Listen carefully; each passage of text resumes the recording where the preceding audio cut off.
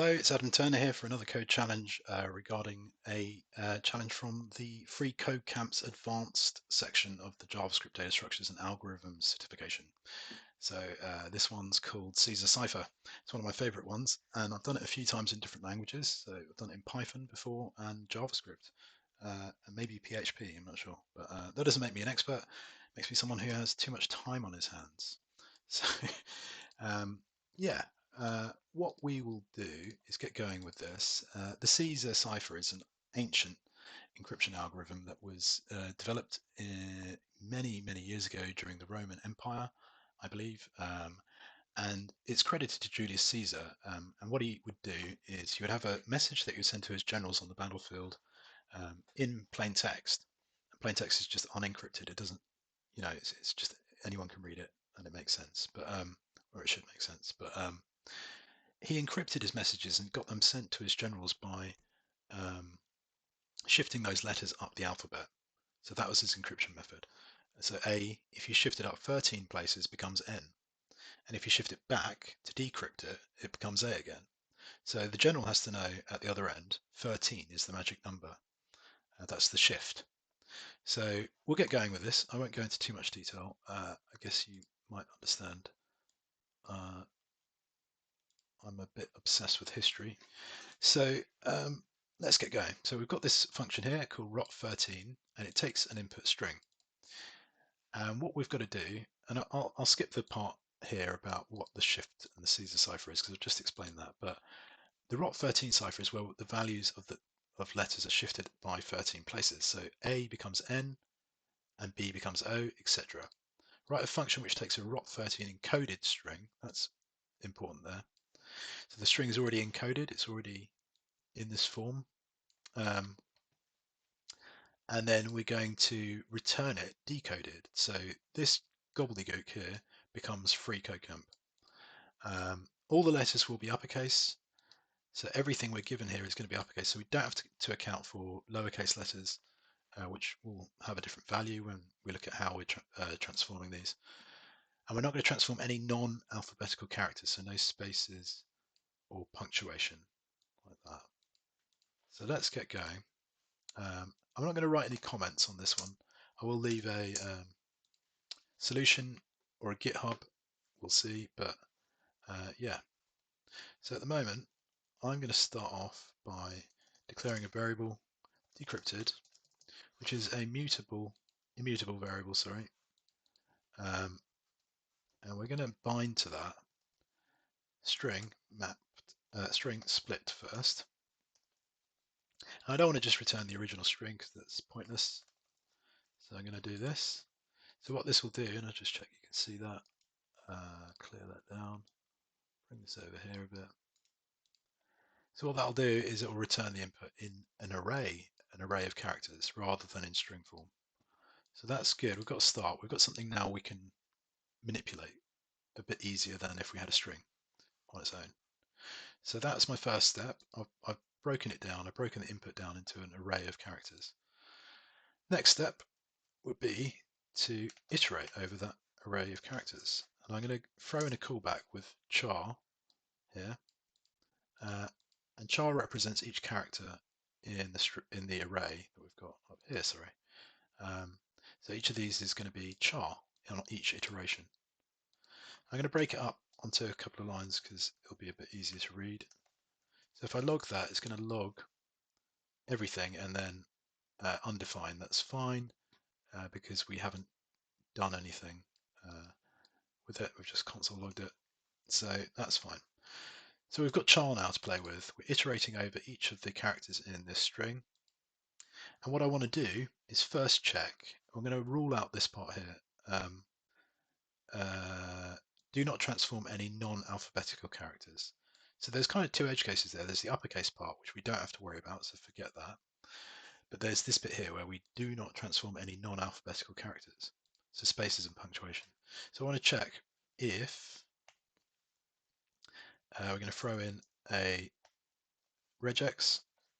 I'm going to go A to Z, and this represents here a pattern, and that pattern is represented in these brackets here as A-Z uppercase. So everything in the alphabet A to Z in uppercase form. And then I want to go here at the end of the pattern, test char. And what that says is test this character, which is whatever we're iterating over here. Test this character for this pattern. If the pattern exists, return true. So I want to check not for is it an uppercase letter in the alphabet, because there will be a lot of those, but I want to check for is it not. I'm going to negate it, and that will give me the spaces. So when I return char there,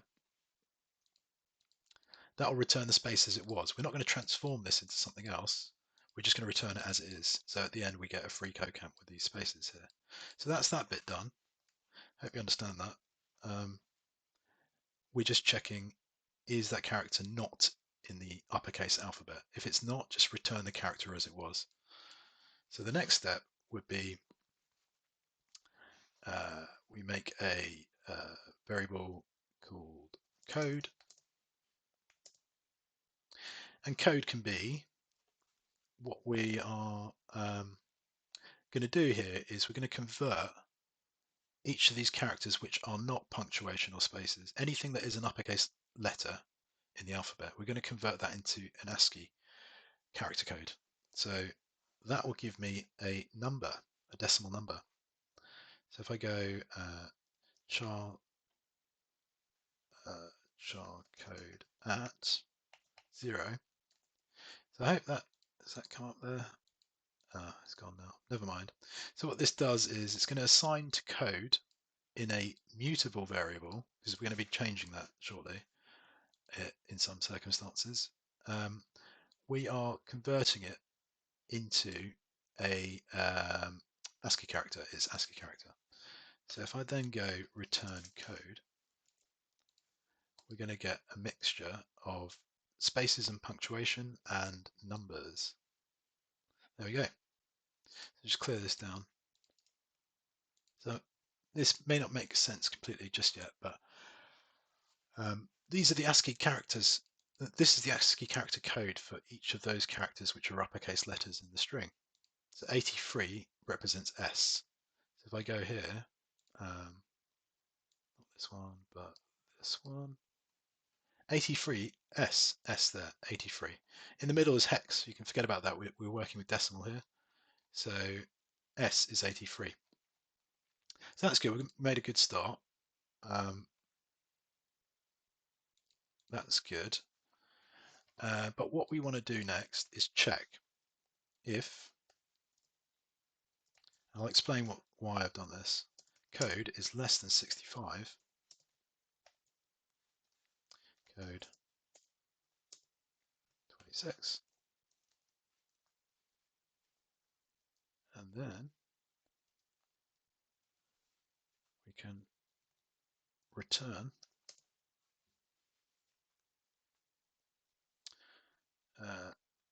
string from charcode code. Good. So let me just run that.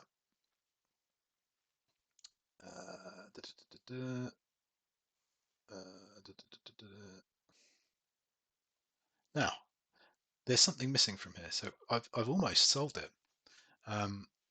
What we're doing, so I'll just break it down again. We first checked, we're iterating over everything in the string, right? So that here, we're iterating over each character in the string. We're checking, is it not in the alphabet? If it's not in the alphabet, we just return it as it is. So I've gone over that.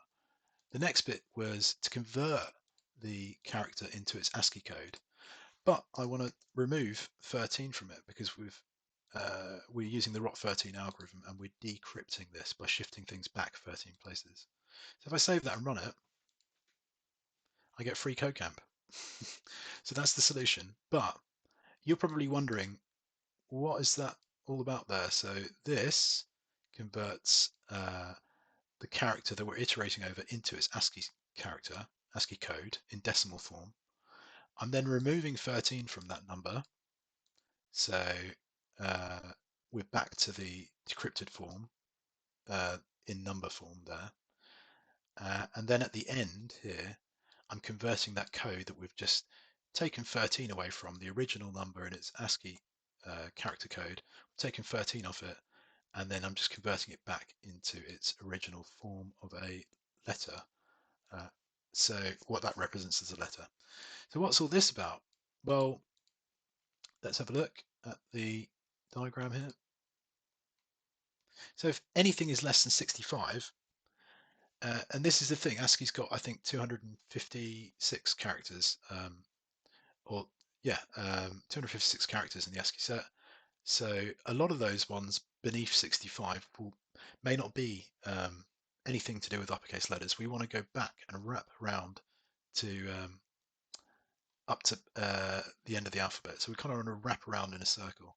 So if it's less than 65, I add 26 to it. So if it's 64 or less or whatever, we add 26 to it and we'll get back to the other end of the alphabet. And we're just kind of looping around in a way, shifting things around. And I guess that makes more sense if you look at this thing. And this is what the good old generals used to use, or what Caesar Cipher, what Julius Caesar used to use, is this kind of dial. And you could kind of set the algorithm there, and it would help you decrypt what you're trying to work with there. So cool. That is that. So I hope that makes sense. I'll just go over it quickly again and see. We've got time. Yeah. Okay, cool. So we've just got this form here decrypted.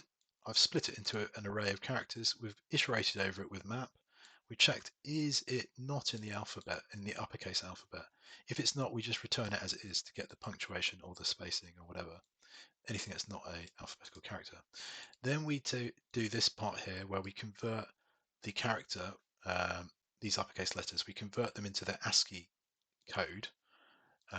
So A becomes 65 there, for example. So 65, and then we minus 13 from it. So that's what we've done. Now code is less than 65 in that example. So we add 26 to it and we get back to Z. So that shifts things back around the alphabet in a kind of circular form. And then once all that's done, we just simply return the character representation of that code, that number that we're left with after performing this computation. We return the character form. And that, when you run it, will return. Let's go here.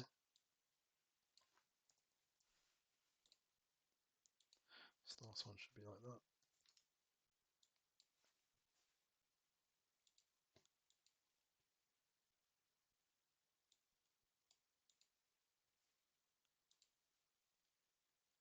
freeCodeCamp, free pizza.